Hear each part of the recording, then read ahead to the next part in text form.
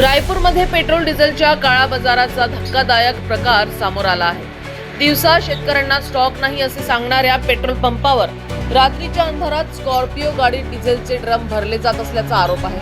सतर्क ग्रामस्थांनी हा प्रकार रंगेहात पकडत संबंधितांवर कठोर कारवाईची मागणी केली आहे। रायपूर येथील भोंडे सर्व किसान सेवा पेट्रोल पंपावर दिवसभर शेतकरी आणि नागरिकांना डिझेल पेट्रोल नसल्याचे सांगून परत पाठविण्यात आले।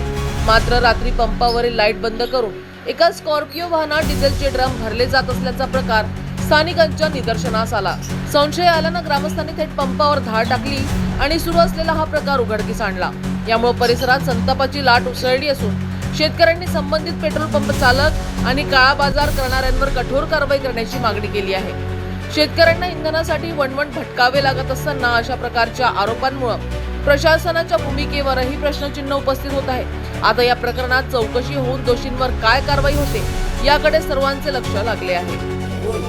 मी शमीम सौदागर रायपूरचा शेतकरी असून पेट्रोल पंप मालकाने मला 2 दिवसापासून लाईनीत लावला आणि ट्रॅक्टरमध्ये फक्त 3000 रुपयाचा डिझेल दिला आणि आज रात्री हे लाईटा बंद करून पंपाचे एक स्कॉर्पिओ गाडीले ठेकेदारले 500 लिटर डिझेल दिला।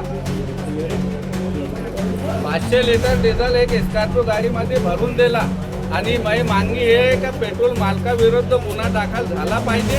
हे अवैध तरीकेने साठा वाटप करून राहिला, साठेखोर लोकांना डिझेल पुरवून राहिला, शिल्लक किमतीनं डिझेल विकून राहिला। कोणाच्या मांडीवर दिलं तुम्ही डिझेल?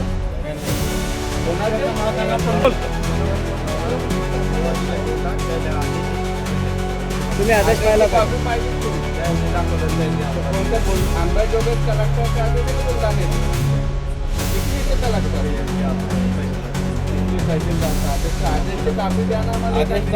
देखो डालने का किसने बोला डीजल? दीपक ने। हाँ।